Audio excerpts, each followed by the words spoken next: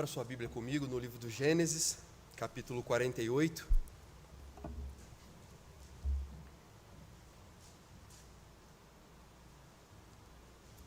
Gênesis 48.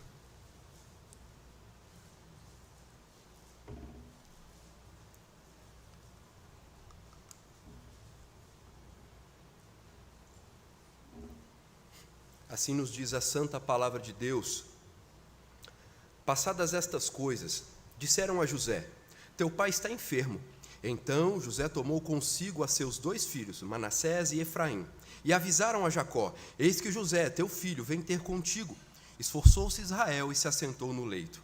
Disse Jacó a José: o Deus Todo-Poderoso me apareceu em luz na terra de Canaã e me abençoou. E me disse: eis que te farei fecundo, e te multiplicarei, e te tornarei multidão de povos, e à tua descendência darei esta terra em possessão perpétua. Agora, pois, os teus 2 filhos, que te nasceram na terra do Egito, antes que eu viesse a ti no Egito, são meus. Efraim e Manassés serão meus, como Ruben e Simeão. Mas a tua descendência, que gerarás depois deles, será tua.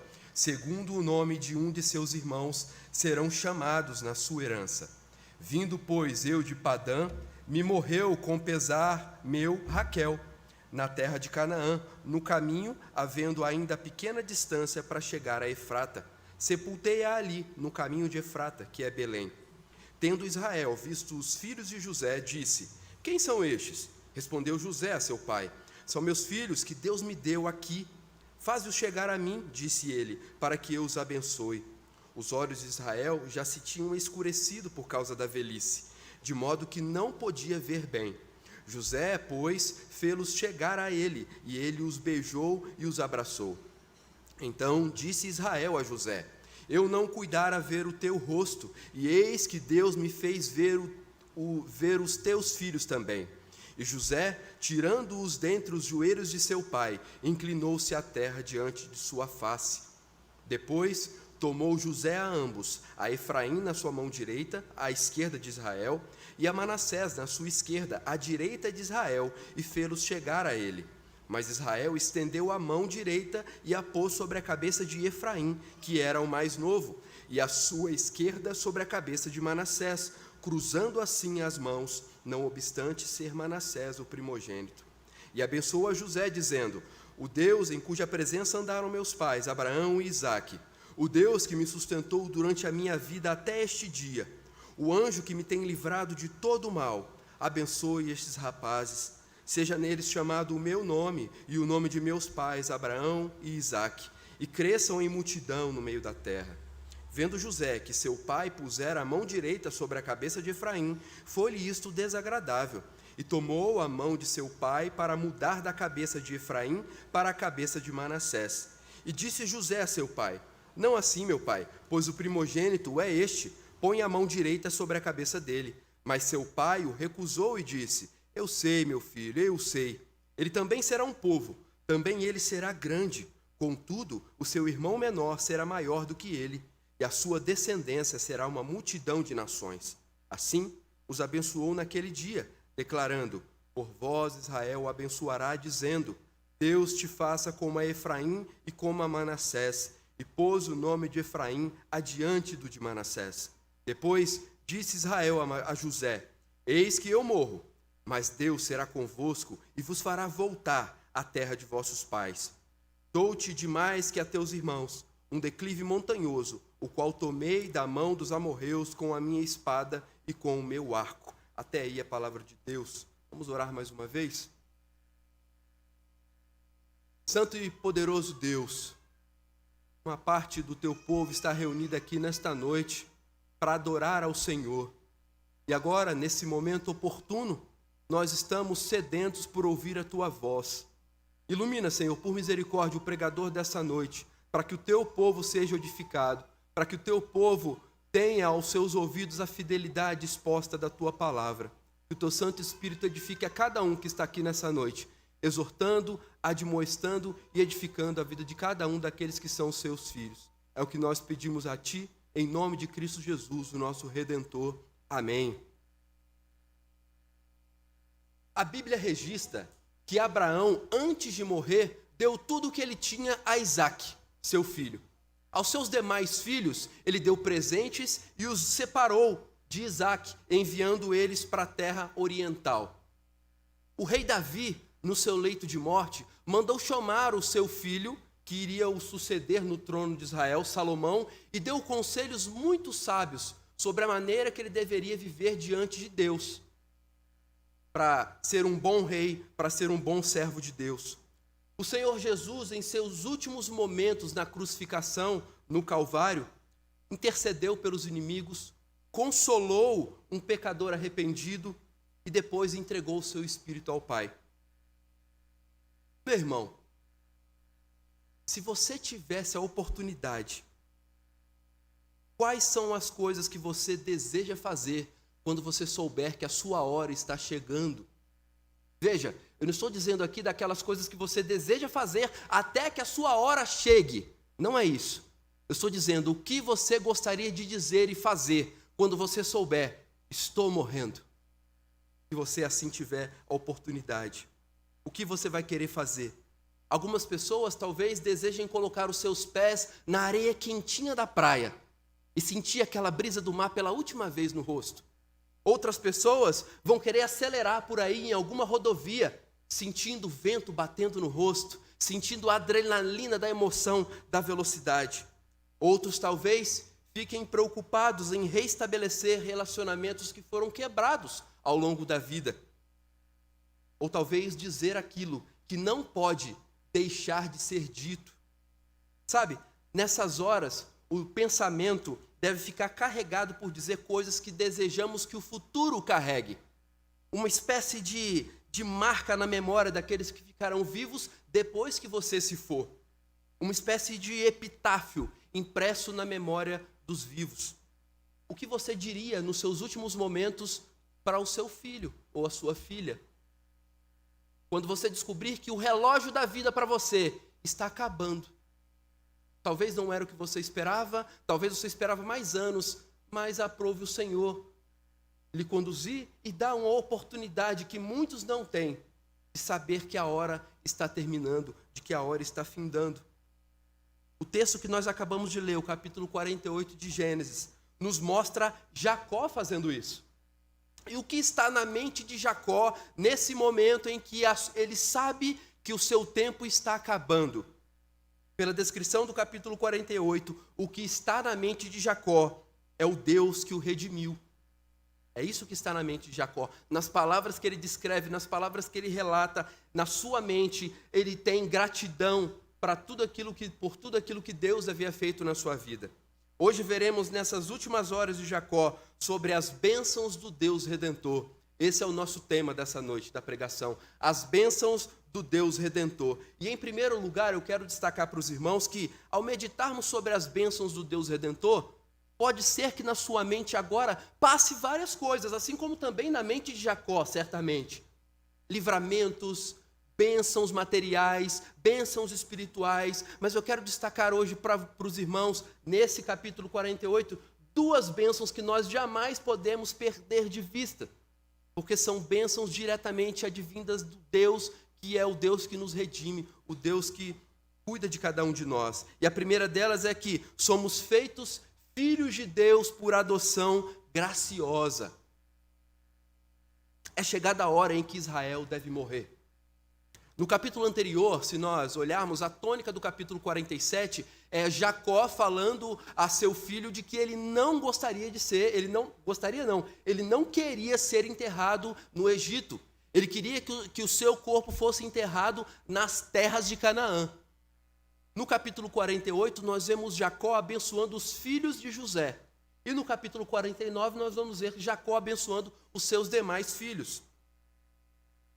E é isso que nós vemos nos últimos capítulos do livro de Gênesis. O livro de Gênesis registra os momentos finais da longa vida desse patriarca. Tem tantas histórias que nos exortam e que nos ajudam a caminhar na vida cristã.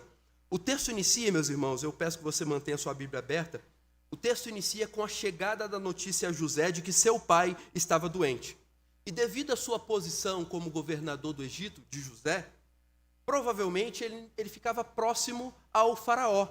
Ele não habitava na terra de Gósen como seu pai e seus irmãos e o seu povo. Provavelmente ele habitava mais próximo possível de Faraó, como governador daquela região. E a sua posição como governador do Egito, José não ficava perto do seu pai. Mas veja, que embora um homem de honra e de negócios, ele não deixa de mostrar o devido respeito ao seu pai.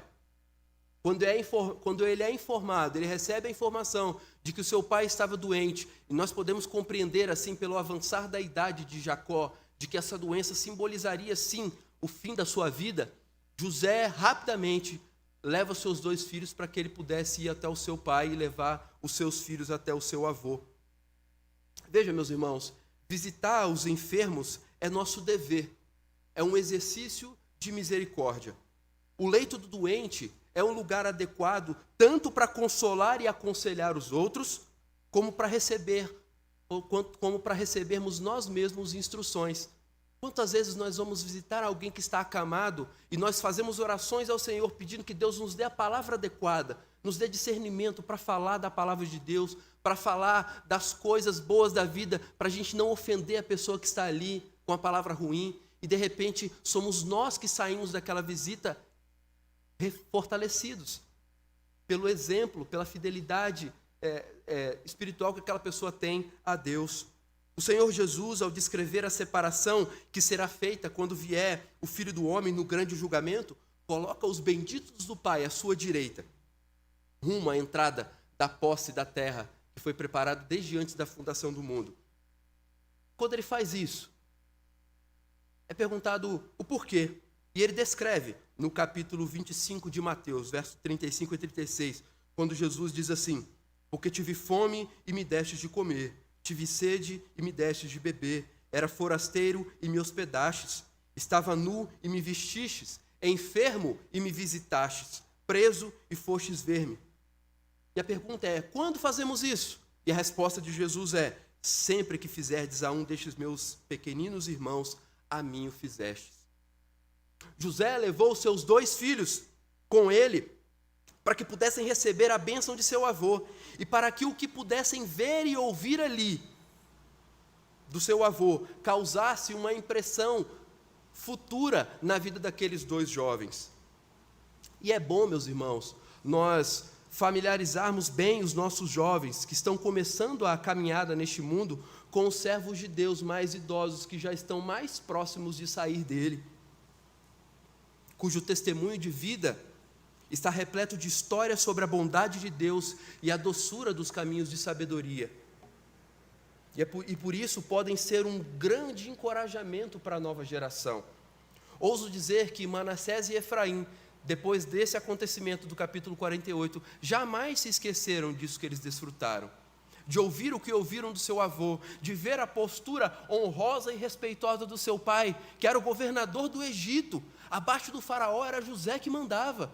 E agora este homem está se dobrando diante do seu pai em respeito, cumprindo assim o 5º mandamento, mesmo antes dele ser escrito e dado na palavra de Deus, honrando ao seu pai.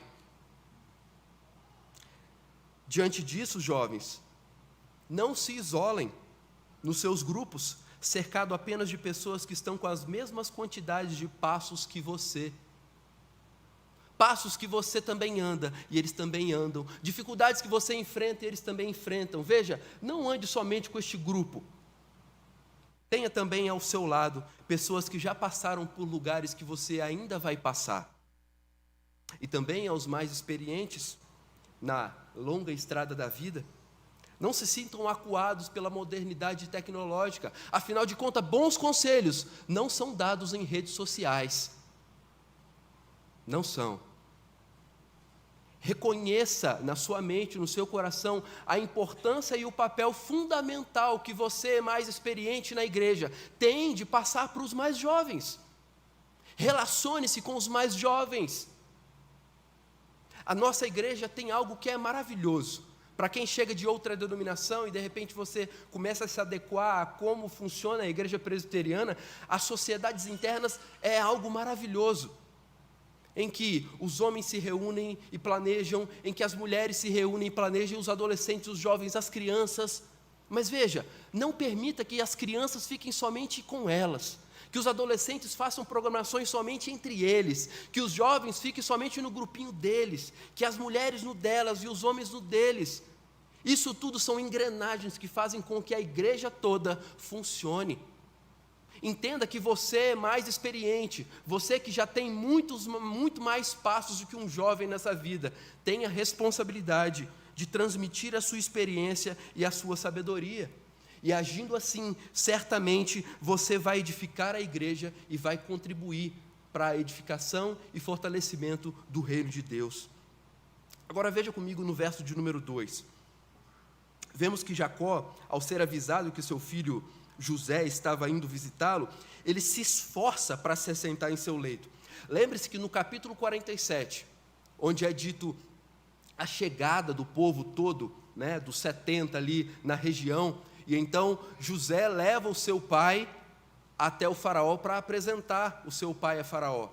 E nessa conversa o faraó pergunta quantos anos Jacó tinha. E Jacó então informa que ele tinha 130 anos.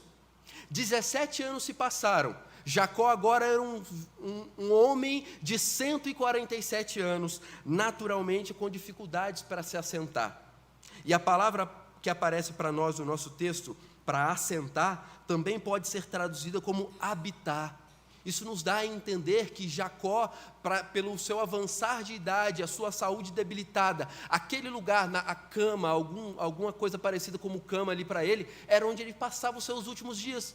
Ele ficava ali, a ideia de habitação, era naquele leito que ele habitava. E com a chegada de José e seus filhos, Jacó começa a recitar a promessa. E promessa feita a ele por o próprio Deus, e aqui ele fala que é a cidade de luz, mas é aqui Betel, é onde nós podemos ver mais à frente nas Escrituras, que é a cidade de Betel. E essa promessa envolvia duas coisas: a posse da terra de Canaã e uma descendência numerosa. Eram promessas que haviam sido feitas a Abraão, a Isaac e também a Jacó, e agora ele começa a recitar essa promessa.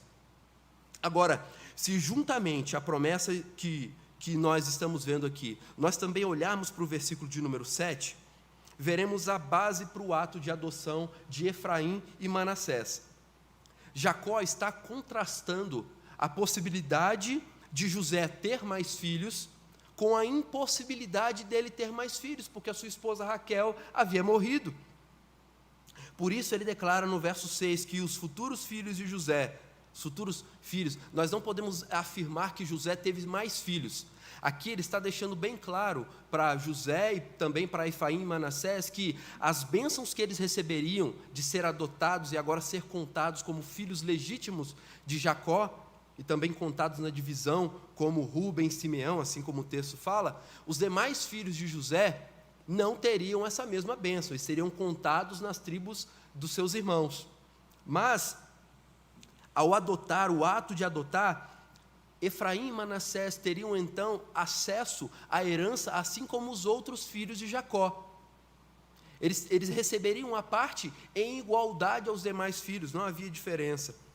Portanto, tendo adotado os filhos de José, eles são também filhos de Raquel. E como tais, tomam lugar póstumo aos filhos que Raquel poderia ter dado a Jacó se ainda vivesse. Em virtude disso, Raquel é honrada e relembrada na dupla porção dada ao seu primogênito. Lembre-se, José é primogênito de Raquel. Jacó, então, está honrando a memória de Raquel, dando a bênção da porção dobrada do primogênito para José. E essa bênção está recaindo não diretamente sobre José, mas sobre Efraim e Manassés. Agora, olhe comigo para o verso de número 5. Agora, pois, os teus 2 filhos que te nasceram na terra do Egito, antes que eu viesse a ti no Egito, são meus. Efraim e Manassés serão meus, como Rúben e Simeão. Veja que Jacó adota os filhos de José e dá indícios do que ele iria fazer mais à frente. Você percebe que o primogênito de José é quem? É Manassés. Efraim é mais novo. Agora Jacó, ao falar, ele inverte os nomes, dando indícios do que nós vamos ver mais à frente. Você deve se lembrar que Rúben era o primogênito de Jacó. com a sua primeira esposa, naquele acontecimento que nós conhecemos com Lia. Rúben era esse primogênito, porém ele perdeu o direito de primogenitura quando se deitou com uma das concubinas de Jacó. Ele perdeu o direito da porção dobrada, ao ter subido na cama de seu pai e ter se deitado com Bila. Agora o primogênito de Lia dá lugar ao primogênito de Raquel. E por adoção serão os filhos de José que representarão essa porção dobrada, destinada ao primogênito. E é por isso que quando nós olhamos para o mapa das 12 tribos de Israel, você já reparou que não tem a tribo de Levi e a tribo de José? Não tem lá. Talvez se sua Bíblia se for aquela da Sociedade Bíblica, lá no final tem um mapa. Se você olhar depois, você vai ver que não tem a tribo de Levi nem a tribo de José. Mas José não era filho de Jacó? É justamente este acontecimento que explica o significado do mapa não ter a tribo de José. A tribo de Levi não é contada, porque é a tribo dos sacerdotes. Eles não receberam porção de terra, mas eles habitavam no meio do povo. Já a tribo de José não existe, porque Jacó está abençoando aqui, com a porção dobrada destinada ao primogênito, os filhos de José, Efraim e Manassés. Completa-se então o número com as tribos de Efraim e Manassés. Depois, é lógico que a gente conta 12, mas quando vamos ver a disposição, eles são 13, porque tem 2 tribos de Manassés, que não vem ao caso agora, mas são por este motivo que não há a tribo de José. O que vemos aqui, meus irmãos, por meio dessa adoção, é que Jacó, o idoso patriarca, ensina esses jovens, possivelmente com 17 anos ou mais, a como filhos da aliança agora, adotados, a não considerarem o Egito como seu lar, nem a se incorporar aos egípcios, mas a tomar sorte juntamente com o povo de Deus. Efraim e Manassés, filhos do grande governador do Egito, deveria deixar de lado todos os privilégios que poderiam ser alvo por ser filhos do grande governador do Egito. E agora considerar ser de mais importância, de mais grandiosidade, ser filhos adotados do grande patriarca Jacó. E a sua herança não estava mais no território do Egito, nem nas posses, nem nos prazeres que o Egito poderia oferecer, mas eles deveriam colocar os seus olhos e aspirar pela terra prometida, assim como os demais filhos de Jacó e a descendência dele. Nós não sabemos, meus irmãos, como que Efraim e Manassés viveram depois dessa adoção. Nós não sabemos, mas certamente, como filhos da aliança, instruídos por seu pai, eles viveram uma vida de gratidão ao que jamais imaginavam que um dia poderiam receber. E eu te pergunto, como você tem vivido depois de você ter sido alvo da adoção graciosa de Deus? Abra sua Bíblia comigo em 1 João, no capítulo 3. 1 João 3.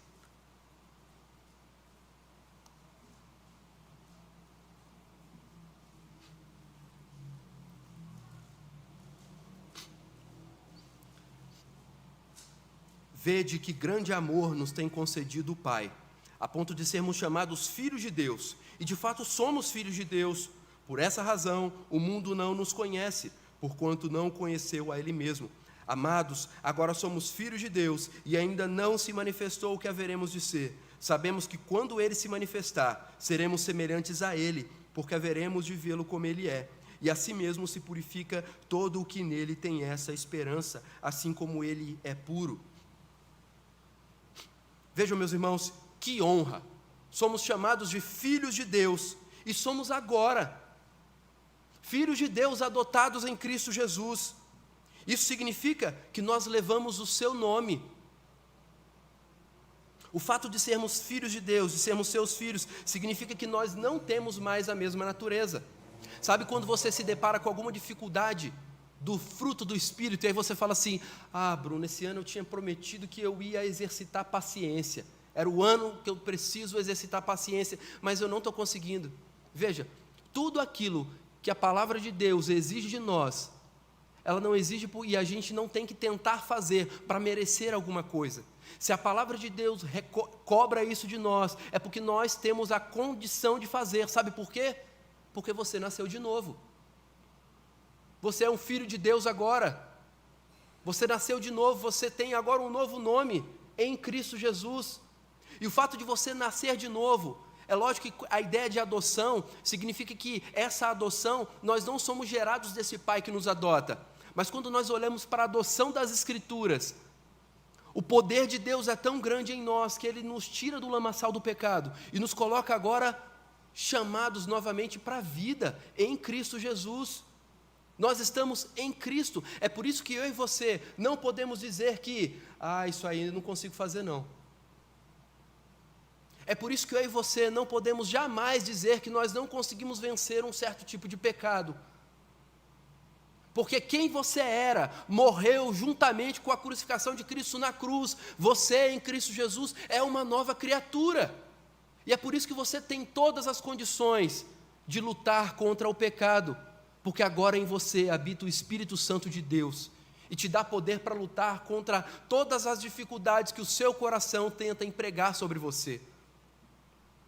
Eu sou quem sou, por adoção e regeneração graciosa. Nós precisamos ter isso em mente. Isso estimula a nossa humildade. Somos quem somos, filhos de Deus, e isso gera no nosso coração segurança e certeza. Quando olhamos para as Escrituras e vemos o ensino da doutrina da justificação, e a doutrina da justificação nos coloca diante de um justo juiz, e somos perdoados em Cristo Jesus pelo que Ele fez por nós na cruz do Calvário, a doutrina da adoção coloca você diante de um Pai amoroso, que vai te dar tudo aquilo que você necessita. E por vezes tudo aquilo que você necessita é diferente daquilo que você acha que precisa. Ao olharmos para as grandes bênçãos do Deus Redentor, não nos esqueçamos que nós somos tornados filhos de Deus por adoção graciosa em Cristo Jesus. Ele, o nosso irmão mais velho. E até aqui nós vimos que, até o versículo 7, que as bênçãos de sermos tornados filhos de Deus por adoção graciosa, também tem um segundo ponto, uma segunda verdade que nós podemos olhar para o texto. E agora eu quero destacar para os irmãos, em segundo lugar, que nas bênçãos do Deus Redentor, nós também somos tornados herdeiros da terra prometida. Esse texto fala de dois assuntos principais, fala da adoção e fala da herança da terra.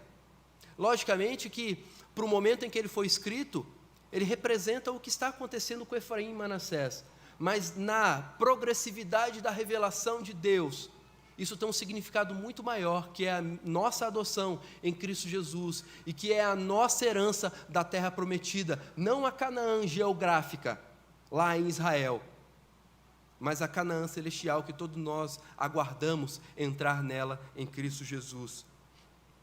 Certamente a bênção que Jacó transmite aos seus netos, nesse momento, fundamenta aquilo que o autor aos Hebreus escreve no capítulo 11, versículo 21, pela fé, Jacó, quando estava para morrer, abençoou cada um dos filhos de José e, apoiado sobre a extremidade do seu bordão, adorou. É pela fé em Deus e na fidelidade desse Deus que Jacó transmite essa bênção também a Efraim e Manassés, bênçãos que tinham sido prometidas ao seu avô e ao seu pai, e agora confiado nesse Deus fiel, ele sabe que Deus há de cumprir essas promessas, e por isso ele estende também essas promessas a Efraim e a Manassés. No versículo 8 do nosso texto, Jacó avista os filhos de José e pergunta quem são. Seguramente Jacó sabia quem eram os filhos de José, ele conhecia os filhos de José, mas a resposta a essa pergunta, bem provavelmente, ela está no versículo de número 10, quando nós vemos que os olhos dele já estavam cansados, escurecidos por causa da velhice. Jacó, assim como seu pai, também, depois de velho, foi ficando cego. E veja, meus irmãos, no tempo em que vivemos, onde tantas novas e súbitas doenças ceifam a vida tão prematuramente, aqueles que têm a honra da idade devem se contentar em assumir o seu fardo. A cada ano que vivemos, a cada limitação empregada pela gravidade e pela história do nosso tempo, quando o relógio vai passando, a cada dor no joelho, a cada dor no cotovelo, você deve se lembrar que o seu tempo está acabando. E eu falo isso com um sorriso não por desejar a morte, mas por saber que depois da morte é onde começa a verdadeira vida daquele que serve ao Senhor, daquele que é um filho de Deus. As limitações estabelecidas pela idade devem lembrar a você, cristão, de que o seu tempo está acabando e que muito em breve você deixará o peso do pecado para trás.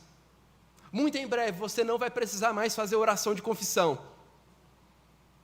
Muito em breve você não vai precisar mais nem mesmo vir ao culto, porque você estará cultuando na presença do Deus eterno para todo sempre.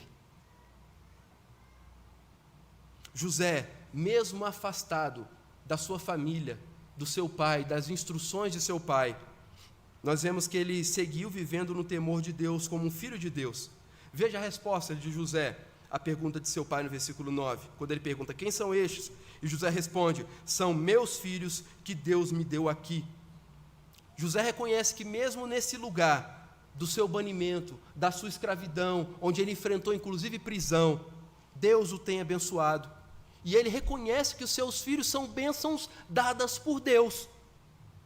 São bênçãos dadas por Deus. Séculos antes do Salmo 127, versículo 3, ser escrito: José já principiava seu ensino, herança do Senhor são os filhos. Veja, olhar para os filhos como herança do Senhor reorganiza a maneira como nós devemos interpretar e entender o que são os filhos. Há muita coisa que nós nos comprometemos em dar para os nossos filhos, que tem mais a ver conosco do que com eles. Mais a realização de desejos que nós queremos para eles, do que propriamente para quem Deus quer que eles sejam. O senso de olhar para os nossos filhos como nossa prioridade coloca sobre os nossos ombros responsabilidades que nós não podemos carregar sozinhos. Guardá-los, guiá-los, protegê-los em todos os caminhos. Mas quando nós olhamos para os nossos filhos como herança do Senhor, como bênção de Deus para nós dividimos essa responsabilidade com o próprio Deus. E não tem pessoa melhor do que dividir essa responsabilidade do que com Deus. Porque os seus filhos são herança de Deus. Sabe aquela história de que a gente luta com o próprio braço na educação do filho, e de repente quando chega um ponto que você descobre que você não tem a menor condição dali para frente de mudar aquele caminho ruim que ele está seguindo, aí vem aquela conversa assim: Senhor, agora eu entrego nas suas mãos, porque eu não consigo fazer mais nada. Deveria ser ao contrário. Os crentes, os filhos de Deus, compreendem que os filhos são herança do Senhor e devem então compartilhar com Deus cada plano da educação dos filhos, desde a escola que vai estudar, até os caminhos que eles vão trilhar, até a maneira como educar, porque os nossos filhos são herança do Senhor, eles não são posse nossa. E se José reconhece a mão abençoadora de Deus sobre a sua vida, com Jacó também não é diferente. No versículo de número 11 ele diz: eu não cuidara ver o teu rosto, e eis que Deus me fez ver os teus filhos também. Por muitos anos, nós sabemos, uma altura dessa de janeiro, certamente você já passou do capítulo 47 de Gênesis, na leitura anual, e você já descobriu que por muitos anos Jacó teve José como morto. Não é assim que a história nos conta? Ele sofreu muito com isso, mas agora ele está reconhecendo quão abençoado ele é por poder não somente ver o seu filho, mas ver o filho do filho. Você lembra daquele salmo, né? 128, versículo 4 e 6. É o bem-aventurado poder ver os filhos dos filhos. Isso é bênção de Deus para o seu povo. Os nossos confortos são duplamente doces para nós quando os vemos vindo das mãos de Deus.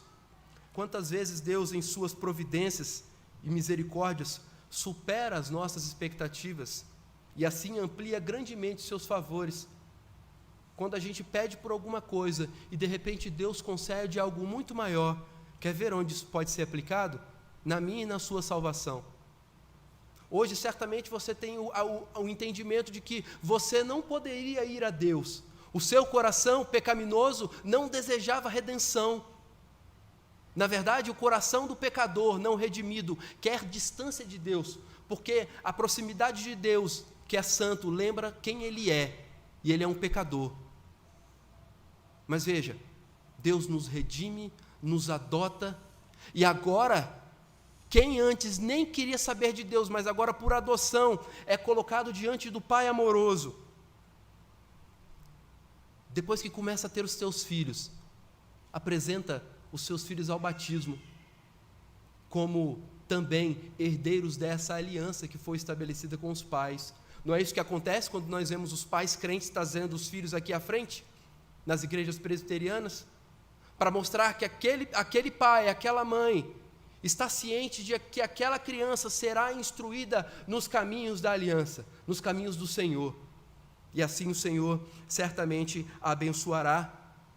E isso traz para nós o entendimento de que aqueles que assim o fizeram, mas que por algum motivo essa criança cresceu e se desviou dos caminhos do Senhor, continue orando, continue buscando e clamando ao Senhor, porque as coisas só funcionam no tempo de Deus, não é no seu tempo. E se ele for realmente um filho da aliança, ele há de voltar. E quanto mais errado alguém que se desviou do caminho anda, mais difícil vai ser retornar para o caminho certo. Mas sendo um filho da aliança, Deus há de moldá-lo e de colocá-lo novamente no caminho que o agrada. Logo depois de José ter apresentado os rapazes a Jacó, inicia-se o momento da bênção. Veja comigo a partir do verso 13. Depois tomou José a ambos, a Efraim na sua mão direita, à esquerda de Israel, e a Manassés na sua mão, à sua esquerda, à direita de Israel, e fê-los chegar a ele. Mas Israel estendeu a mão direita e a pôs sobre a cabeça de Efraim, que era o mais novo, e a sua esquerda sobre a cabeça de Manassés, cruzando assim as mãos, não obstante ser Manassés o primogênito. Quero chamar sua atenção por um detalhe que às vezes passa desapercebido numa leitura do texto, que é a maneira como o patriarca é chamado. Você percebeu que no capítulo 48, na nossa leitura, por vezes Jacó é chamado de Jacó, mas também às vezes ele é chamado de Israel. Aí você fala, mas por que muda? Essa mudança, ela não é despretensiosa. Moisés, o autor desse livro, ele está escrevendo para aquelas pessoas que vão entrar na terra prometida. E elas precisariam compreender, Efraim, Jacó, essa turma toda tinha morrido há muito tempo. E agora Moisés está relatando aquilo que Deus o havia revelado, como as coisas aconteceram.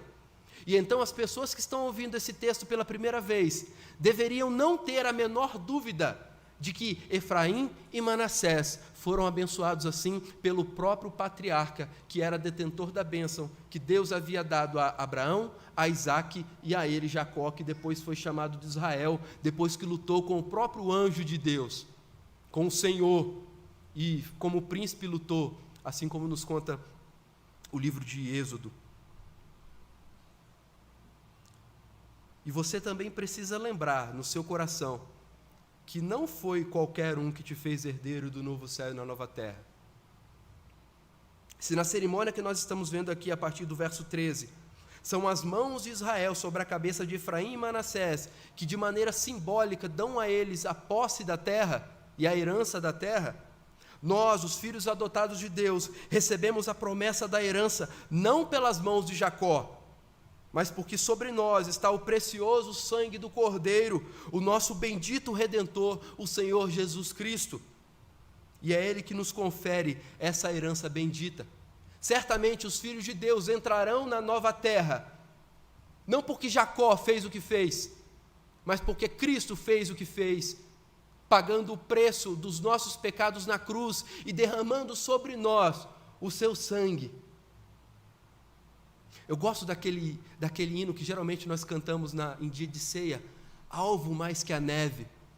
Você já parou para perceber que o que nos torna mais alvos do que a neve é o sangue carmesim de Cristo?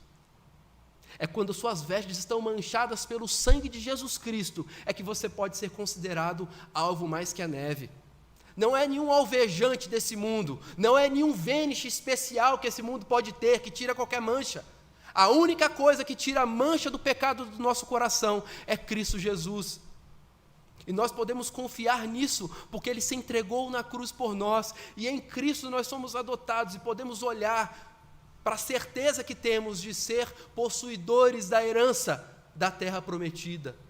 Os filhos de Deus haverão de pisar na nova terra e desfrutar da existência do novo céu. Agora repare bem que José coloca nas suas devidas posições. Veja que o texto faz questão de mostrar isso. José coloca Manassés à sua esquerda. Veja a cena. Jacó está sentado no seu leito, José está diante dele, ele pega então Manassés e coloca à sua esquerda para ficar à direita de Jacó, e pega Efraim e coloca à sua direita para ficar à esquerda de Jacó, para que Jacó só pudesse fazer isso aqui, ó. Mas curiosamente, e o texto mostra esse detalhe para nós, quando ele coloca os seus filhos na devida posição, ele cruza as mãos. Ele cruza as mãos. Isso por quê? Por que que José botou Manassés à sua esquerda, para ficar à direita de Jacó? Porque a direita, nas Escrituras, é lugar de honra e de bênção. Efraim, por sua vez, foi colocado na mão direita de José, à esquerda de Jacó, mas o patriarca, ao estender as mãos, as cruza. Veja que o texto faz questão de descrever a cena, se a gente parar para perceber, até com uma certa redundância, que ele faz questão de repetir as coisas, para que não tenhamos dúvida do que aconteceu, do cruzamento das mãos. Essa passagem do primogênito é uma das características mais marcantes no livro de Gênesis. Assim foi com Sete em vez de Caim, assim foi com Sem em vez de Jafé, assim foi com Abraão em vez de Arã, assim foi com Isaque em vez de Ismael, assim foi com Jacó em vez de Esaú.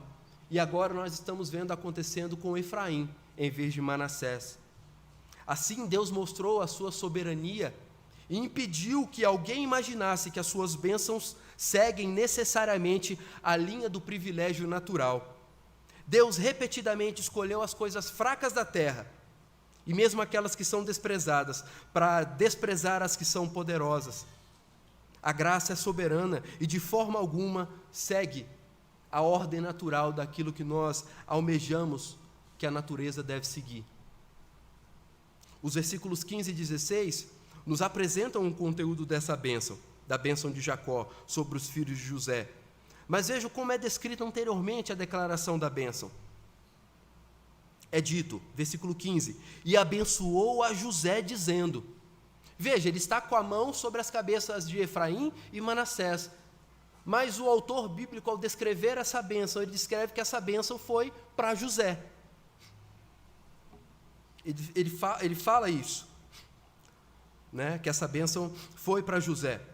E na continuidade da bênção, Jacó faz algumas referências importantes. Jacó se refere afirmando que o Deus de seus pais é quem o sustenta. Veja, Jacó abençoou a José. E ele começa dizendo, o Deus em cuja presença andaram meus pais, Abraão e Isaque, o Deus que me sustentou durante a minha vida até este dia. Nós precisamos lembrar, meus irmãos, quando Jacó fala aqui e abençoa José, isso porque a bênção dada a Efraim e Manassés é devido ao fato de quem eles eram filhos. Efraim e Manassés deveriam ter a consciência de que eles estavam recebendo aquela bênção ali, não porque eles eram especiais, não porque vovô gostava deles, mas por quem eles eram filhos. Eles estavam recebendo aquela bênção porque eles tinham o pai que tinha. Nós também precisamos sempre nos lembrar que somos abençoados não porque somos bons ou porque merecemos. Nós somos abençoados porque Deus é o nosso pai. Nós recebemos a bênção que recebemos, seja ela qual for, desde o atravessar a rua e não ser atropelado, desde poder tomar um remédio e acabar com a dor de cabeça, desde fazer uma oração e ser respondido ou não, recebemos as bênçãos porque temos Deus por Pai. E no conteúdo da bênção de Jacó, no versículo 15, ele declara, o Deus em cuja presença andaram meus pais, Abraão e Isaque, o Deus que me sustentou durante a minha vida até este dia. Jacó está afirmando que o Deus dos seus pais também é o seu Deus, é o Deus que o sustenta. E aqui a palavra sustentou, que aparece para nós no versículo de número 15, também pode ser traduzida como o verbo pastorear. Veja, é a mesma palavra que aparece no Salmo 23, versículo 1, que nós lemos hoje na liturgia. O Senhor é meu pastor, nada me faltará. Jacó está dizendo então que o Deus em cuja presença andaram seus pais, Abraão e Isaque, o Deus que o pastoreou durante toda a sua vida até aquele dia, é o Deus que também irá de pastorear Efraim e Manassés. E é o Deus também que irá de nos pastorear seguros até o fim, porque nós somos filhos dele. E o bom pastor não deixa nenhuma ovelha para trás. E na continuidade da bênção, Jacó se refere ao anjo, o anjo que o tem livrado. E veja, meus irmãos, aqui não é um mero anjo das hostes celestiais, não. Este é o anjo que lutou com Jacó no Val do Jaboque. É o anjo que foi à frente do povo quando eles caminhavam no deserto. É o anjo libertador de todo o mal. Mais uma vez, a palavra que nós vemos aqui como livrar, que aparece no versículo 16, também pode ser traduzida como resgatador. Palavra essa que aparece para nós lá em Levítico, no capítulo 25, verso 16, quando o autor nos ensina que havia ali o ano do jubileu. E o que era o ano do jubileu? Era quando alguém tinha dificuldades financeiras, ele penhorava, ele vendia as suas posses, as suas terras, e de 50 em 50 anos, ele então poderia ou reaver as suas terras, ou alguém poderia resgatar as suas terras. E geralmente o que acontecia é que quando a pessoa vendia as terras, ela entrava em maior dificuldade, e chegava ao ponto inclusive de se vender como escravo, para poder não morrer de fome e pagar suas dívidas. Aí vem a ideia do resgatador, que era quem libertava essa pessoa da escravidão. E após a bênção ser declarada, José imaginou que o seu pai havia errado. É dito no texto até que José não gostou muito do que aconteceu. Ele tenta consertar as mãos do seu pai, mas seu pai responde: não, meu filho, eu sei que esse aqui é o mais velho. Não, eu não estou errando, não é porque é por conta da minha idade ou porque meus olhos estão cansados que eu cruzei a mão, não é isso.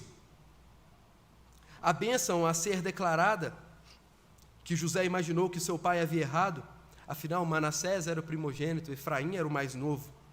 Mas Jacó aqui, com uma voz profética, profetiza o futuro da descendência das duas tribos, de Efraim e Manassés. Ao abençoar seus filhos, ele está dando uma prévia alusiva daquilo que significaria as duas tribos no futuro. 414 anos depois deste acontecimento de Gênesis 48, quando olhamos para Números capítulo 2, versículos de 1 a 34, Deus dando a ordem da disposição do arraial.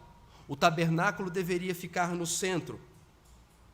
Ao oriente, ficaria então o estandarte do arraial da tribo de Judá, e com ele acampados também as tribos de Issacar e Zebulon.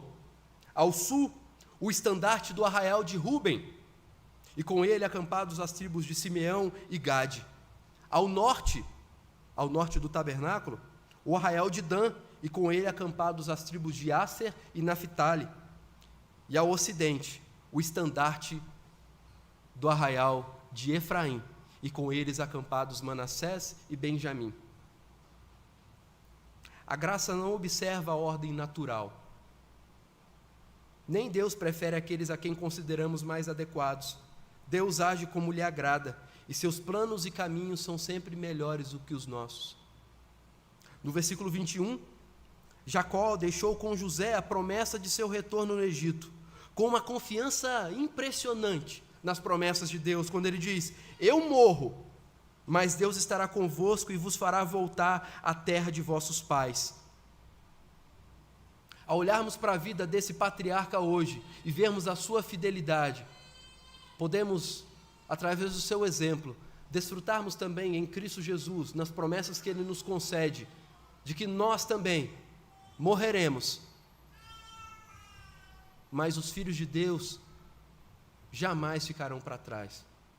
Todos os filhos de Deus que são possuidores da herança da terra de Canaã, a Canaã celestial, vão entrar na terra prometida. As bênçãos do Deus Redentor nos tornam herdeiros da terra prometida. E nós temos que ter isso como uma verdade do nosso coração. Somos abençoados por muitas coisas na nossa vida. Talvez hoje mesmo você, durante os períodos em que nós oramos juntamente aqui, colocou diante de Deus desejos que você tem, problemas que você almeja resolver, pedidos ao Senhor que talvez você tenha clamado por tanto tempo, e Deus ainda não respondeu. E quando Ele responder, sim ou não, a resposta certamente será na sua mente como bênção. É assim que nós chamamos as coisas que vêm da parte de Deus. Mas eu quero chamar a sua atenção nessa noite para as duas grandes bênçãos que o Senhor concede a nós como filhos dele. Nós somos adotados por Deus com adoção graciosa. E por conta dessa adoção, nós agora podemos também confiar que somos herdeiros da terra prometida. E eu quero concluir, meus irmãos. Quando a sua hora chegar, se você tiver a oportunidade, quais são as coisas que você deseja fazer quando você perceber que o seu tempo está se encerrando? Espero que, assim como Jacó, você possa olhar para trás e ter no seu coração, não arrependimento de ter deixado coisas para trás por fazer, mas ter no seu coração gratidão ao Deus que o redimiu, e poder falar dessa bênção para aqueles que estarão ali talvez no seu leito, instruir aqueles que ainda caminharão passos que você já está terminando a caminhada. Espero que, ao olhar para trás, você se lembre do Deus que te sustentou durante toda a sua vida e te livrou de todo o mal. Quando a sua hora chegar, espero que você consiga se lembrar das grandes bênçãos do Deus Redentor, que te adotou graciosamente e te deu a convicção no seu coração, que às vezes a gente não consegue nem explicar, é só por fé, de que nós haveremos de pisar na nova terra, porque Cristo Jesus nos deu esse bendito passaporte através do seu sacrifício. Que Deus nos abençoe. Amém.